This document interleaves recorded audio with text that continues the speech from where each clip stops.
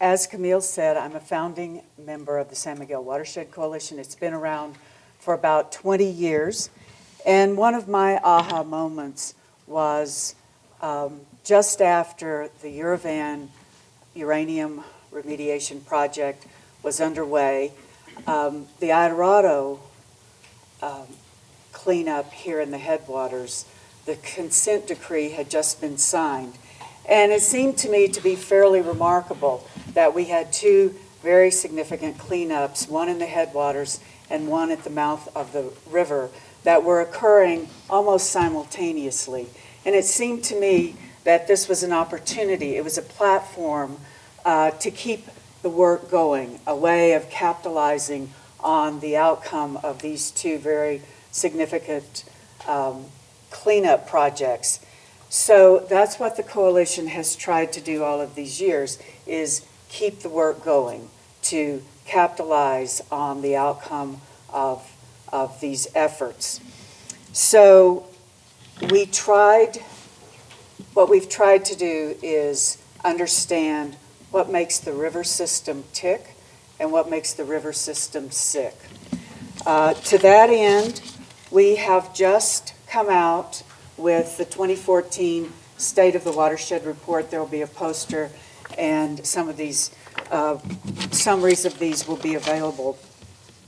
It is an update and a more quantitative version of a 2005 report card. We believe that the watershed is basically healthy, but you will find some failing grades in this. I, for one, would suggest that the watershed health that we enjoy today is in some measure, if not a large measure, the result of the two cleanups, the Uravan and the Idorado cleanup. Both of these mining activities have significant mining histories, nationally significant. And of course, the San Miguel River runs through both of them. The Uravan site acted as a biological dam. It was a barrier, so things coming downriver went no further, things coming upriver got no further than the Uravan site. Once the site was cleaned up, the river otters, which had been introduced on the Dolores River, came upstream and in fairly short order populated the entire upper basin. Of the 80 miles of the San Miguel River, about 25 miles have high quality native, a very diverse native riparian vegetation zone. The plant associations on the San Miguel are globally significant. There are plant association remnants of plant associations that exist today that are thought to be exist in the same associations they did prior to the pioneer settlement here. The river is hydrologically intact. It has a natural hydrograph. All the ecosystems are functioning. It's one of two free-flowing rivers in the state. The area is designated as an IBA, or an important bird area of national significance, by the Audubon Society. It provides breeding sites for many, many species of birds, and it is a primary migratory route for most of the songbirds in the West. There are more than 300 bird species that can be observed in this watershed, including a rare population of the black phoebe. For the past 3 decades, mining companies, primarily mining companies, but federal government agencies, state government, local government, nonprofits, universities, and the private sector have spent tens upon tens upon tens of millions of dollars in an effort to improve the water quality, clean it up, remediate it, and monitor the activities, or maintain the watershed health, or if not, protect the watershed health, or in other words, keep the work going.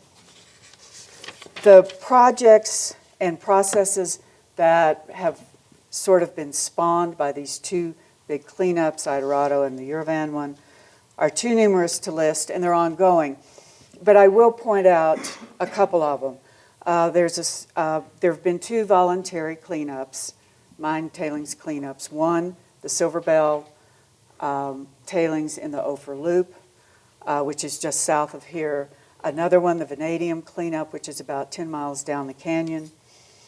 San Miguel County's Down Valley Park was a former gravel mining site. It's been reclaimed in part by the Natural Resource Damages Funds from the Idorado remediation settlement. There was a much larger scale Uravan project funded by Natural Resource Damages Funds, and that project removed mine waste in the intermittent drainages and the associated revegetation. Water quality sampling is ongoing on the river and the tributaries, with particular interest in the Howard Fork.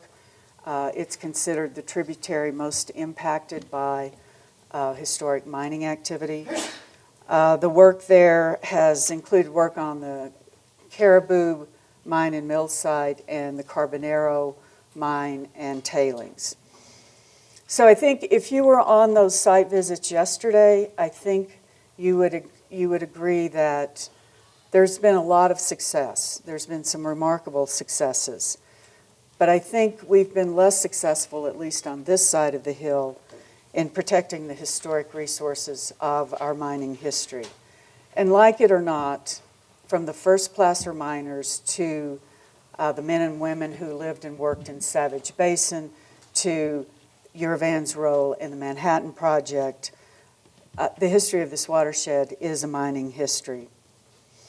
Because Telluride Smuggler Union Mine produced lead and zinc, it was one of the few gold mines in the country allowed to operate during World War II. Telluride's a National Historic District, and its historic significance is related directly to the activity of the Smuggler Union Mine and the Smuggler Union Mill, which is also known as the Pandora Mill. It's the mill right there by the site visit yesterday. The history of the activity here is significant history, and nothing conveys the scope or the significance of this area's mining history like the Pandora Mill. And its future as a standing structure is uncertain. So we must have healthy watersheds, but I would argue we also need our historic resources. They provide the context. They provide the connection between the past, the present, and the future. They help us tell the story, and the story is fascinating. So as mining evolves to meet the needs of society, and as reclamation evolves or follows that evolution, I would suggest that we need to be mindful that preservation of the historic resources needs to be part of the reclamation equation. Thank you so much, and welcome.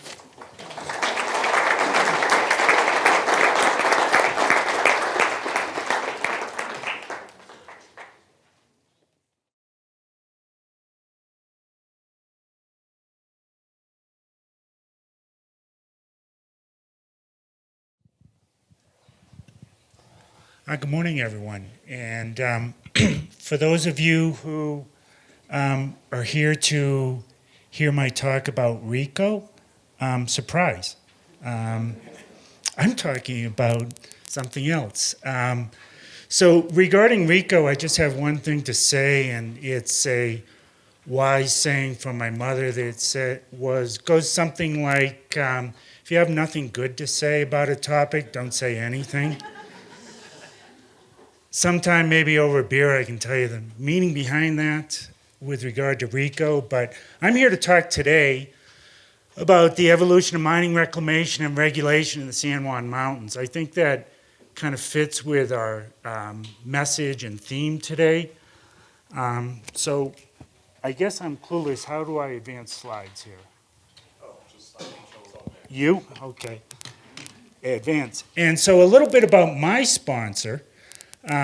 Many of you, this is what I'm doing currently. As Gwen said, I'm retired from the CDPHE, State Health Department. I still work in the Brownfields arena, and mine scarred lands qualify as a brownfield. And I'm sure Gwen will be proud to tell you that yesterday there was an announcement of the Brownfield grants, and Creed and the Willow Creek Reclamation Committee was a successful grantee of recipient of $200,000 to assist with their cleanup. And my work takes me throughout the Rocky Mountain West. I reach out and work with communities interested in doing brownfields and using brownfields as an economic development tool. So I'm going to preface this talk a little bit by saying that there's a lot of overlap in this talk. The times are not exact. Some of you in the group may recognize some faces in the talk. Some of you might not recognize yourself from earlier years in some of my pictures. But I'm going to advance from 1980 up to the present and then the future and talk about the evolution of mining and the tools that have been used, as well as the evolution of the regulatory authority.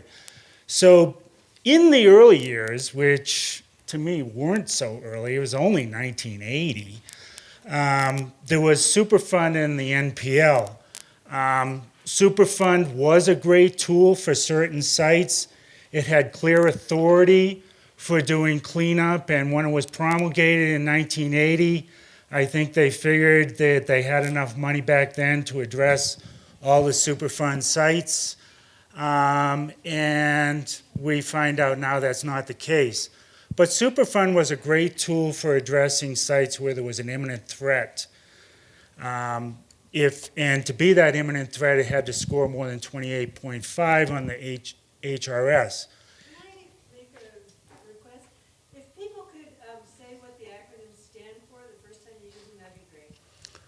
Sure. HRS is the hazard ranking system. NPL is the national priority list.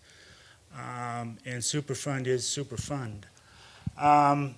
So the cleanup approach on these Superfund NPL sites was they dealt with the very large sites. And they were usually fairly complex cleanups. Oftentimes the cleanup involved water treatment, which was a water treatment approach, which was treatment at the end of the tunnel, and resulting in likely perpetual NPDES permitting, National Permit Discharge Elimination System, under the Clean Water Act. But there was problems with that. The main problem I mentioned is that Superfund was not so super. It ran out of money. It left a lot of sites, small contributors that collectively added up to a large issue. With no money being left in the Superfund, the Superfund has to concentrate on people threat sites where maybe there's a PRP in the mix, potentially responsible party. And we're left with these sites that merely pose an eco threat. Superfund has some problems dealing with abandoned sites, sites scoring less than 28.5, that is the non-NPL sites. And Superfund has posed a major problem for future property transactions at site. It's not so much a problem in the Forest Service sites where there's probably not going to be a property transaction, but it has posed a big issue in larger communities where people are not wanting to take on the environmental liability. And Superfund is a very scary proposition to folks considering taking on a site because once you're in the chain of title, you can be held responsible for part or the entire cleanup. We have a local example, sort of. It's the Idorado site, which I'm sure you'll hear more about today. It's not a true NPL site, but it does have some interesting approaches. The site here, the Pandora Tails, and I believe it was the whole effort was a $20 million effort, so not insignificant. And it's a fairly unique from the standpoint that regarding the Pandora Tails, it was a direct re-veg. And the measurement of success had performance goals for plant coverage, diversity of the plant species on top of the pile, as well as water quality goals in the creek itself. So how have we evolved to the point where we can, after Superfund, what was the next step? Well, a program near and dear to my heart, having worked in the voluntary cleanup program for many years, voluntary cleanup served a niche. It served an opportunity for people to take charge on a site and take care of their cleanup responsibilities without invoking EPA. And there have been some mechanisms that have been provided within the voluntary cleanup program. There's a memorandum of agreement, or MOA, which basically says if you clean up under voluntary cleanup, EPA will take no further action under Superfund, which is and so voluntary cleanup provides some relief from circular or Superfund, but it does not provide any relief from the Clean Water Act. And NPL caliber, or those large sites, are not really eligible to enter voluntary cleanup. At the time, it was a fairly innovative from the standpoint of allowing for risk-based cleanups based on the future proposed land use at the site. The cleanup approach is fairly general and still certainly relevant today, is recontouring, capping tails, revegetating tails, and allowing for diverting drainage around the source area and providing for risk-based cleanups. Here's an example which will be in an unmained community. It was a successful early applicant to the voluntary cleanup program. Another local example for voluntary cleanup very near to here is the Ophir site, which Linda mentioned. We have some before and after pictures there. But I want to say that this Ophir site it's great. If you ever look at a site that has made great use of the site where it sits, using natural depressions for stormwater ponds, it's been a great use of its actual proximity to the site to incorporate that into the cleanup. Here we have some before and after. I call that the Great Wall of Ophir along the stream side, which this site, in its day before cleanup began, every time it rained, there were tails that washed off into the river as well as downstream, and there was an advancing kill zone. There was a small seep from this pile, which triggered some permitting issues. Okay, so voluntary cleanup had some shortcomings. I've mentioned one of them, inability to address large sites. I threw this in at the last minute, enforcement authority.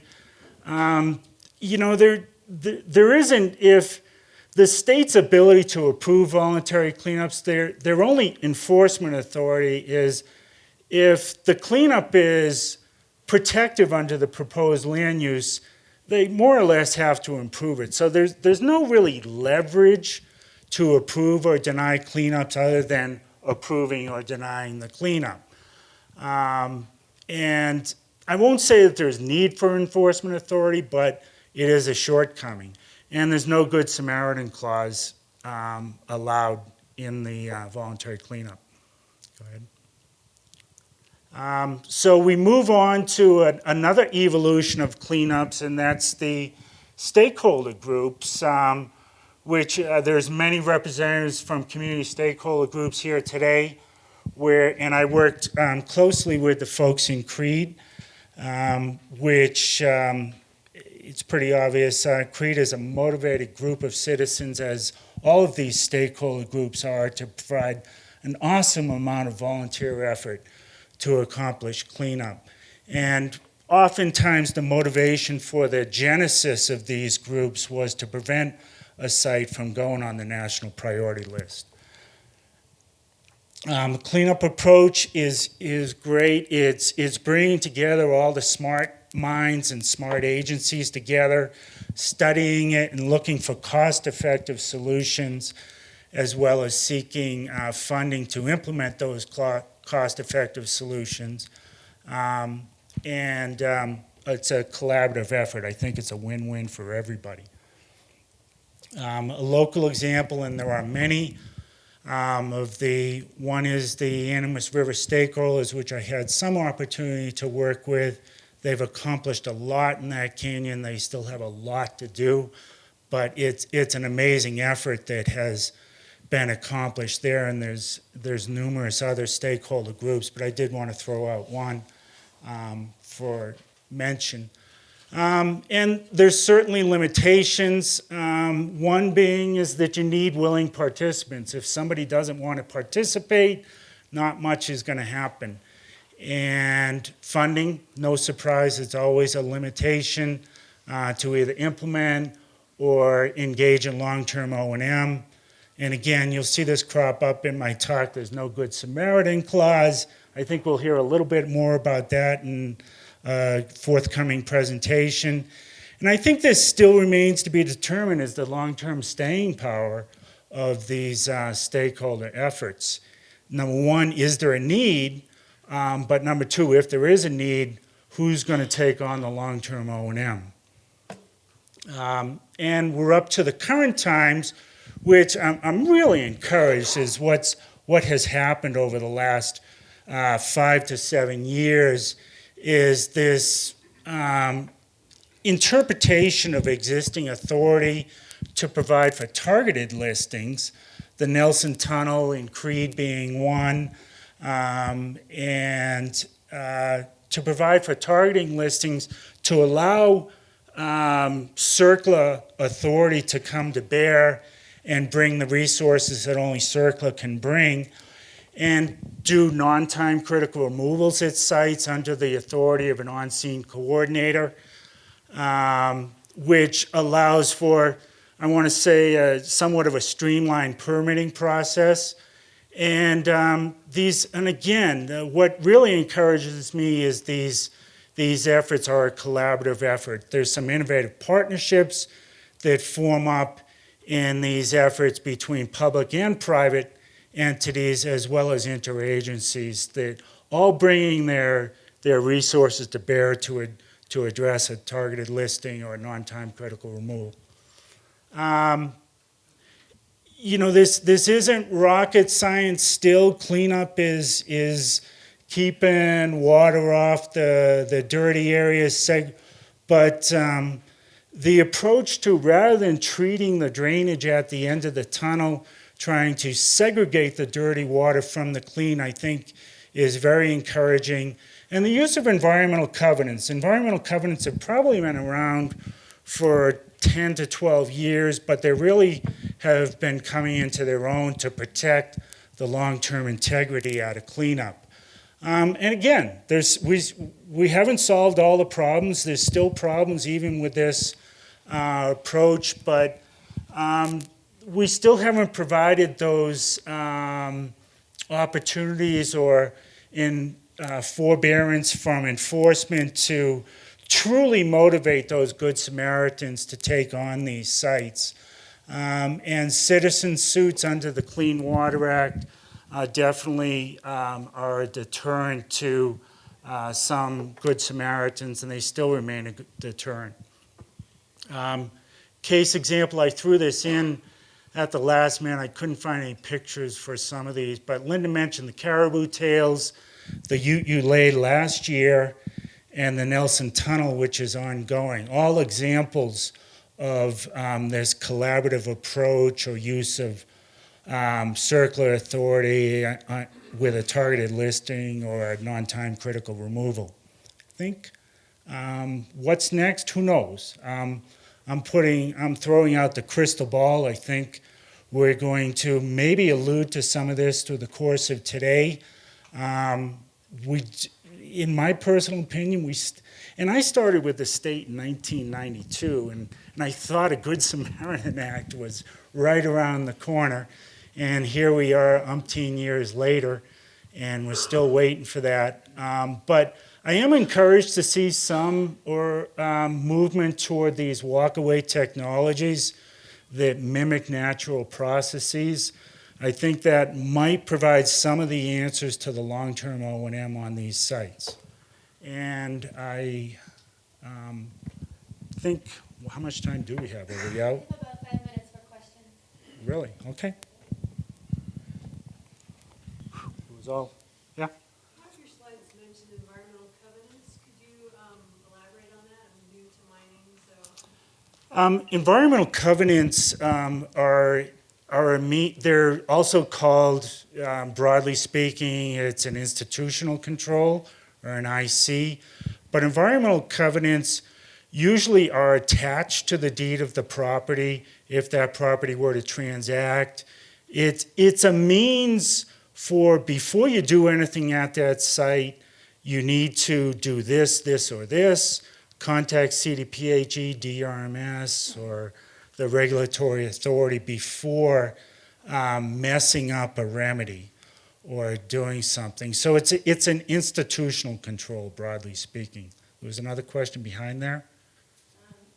When you were talking about community-based stakeholder groups, Yes. you said that they were limited to projects that do not produce runoff? No, limited to projects that don't cause a discharge to waters or release of a hazardous waste. And that's spelled out in circular authority. So if the project is creating a discharge, you If your actions create a discharge, not if there's already one there. correct. Thanks. Pat, hi. Mark, hey, your number on the Eldorado, I think we learned yesterday, probably didn't include lawyers, coffee, and donuts. Lawyers, guns, and money? Yeah. Lawyers, coffee, and donuts. Okay. That's what I was saying, but they were saying 140 million, but maybe that 20 million was just the cost of the tailings right there, or something like that, and of course. 140? But I also want to say, Mark, because you and I both worked with Rico, and it's a story still unfolding, and I think there's really been a lot of positive things. The work you did there was positive and great, and although the community it hasn't maybe hit the same place that you thought it could be at one point, there's been other really great things that have happened there. And I think it's a story that when we talk about 10 years from now, we'll all see was quite a success. Rico has the opportunity to turn some lemons into lemonade. And they, in my personal opinion, Pat, they haven't embraced that yet. Let's discuss it. Talk about 10 years from Yeah. now, I think Okay. we'll both be happy. Okay. Pete, Good to see you, Mark. thanks. A couple of your bullet points talked about imminent threat to Right. human versus what I think would be aquatic life. Right. If there's an imminent threat to humans, is that a mandate for a Superfund site? Depending on the source of the contamination, I mean, if Superfund only deals with those abandoned sites or where it essentially happened a ways back, there's other authorities out there that can also deal with imminent threats to people, like RCRA, Resource Conservation Recovery Act. I don't think I answered your question, or did I?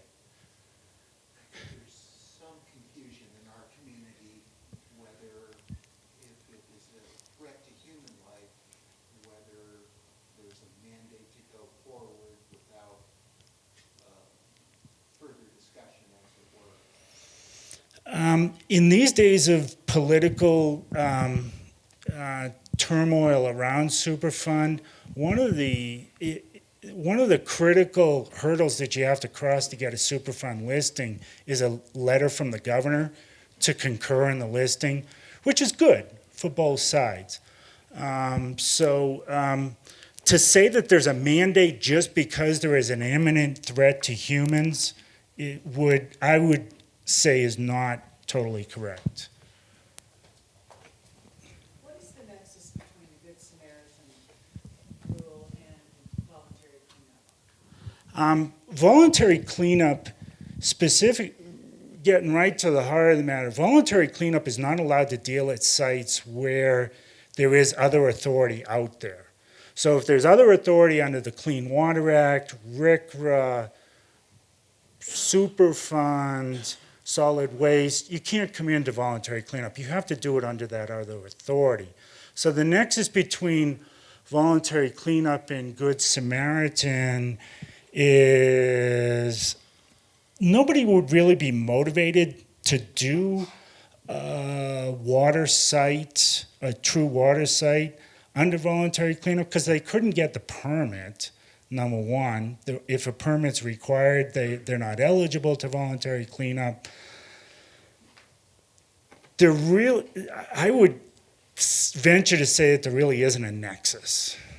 So a voluntary site, so someone who takes on a voluntary site is not a Good Samaritan.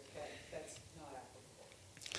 Well, depends how you want to define Good Samaritan as just dealing with water sites. I mean, I would say the Pacific Corps was a Good Samaritan taking on the Ophir-tails, or the vanadium mine, DOE being a Good Samaritan. Yeah. All right. Oh, we're going to have to cut the question short, but Mark will be here all day, right? Yes. All right, so please find him at some of the gates.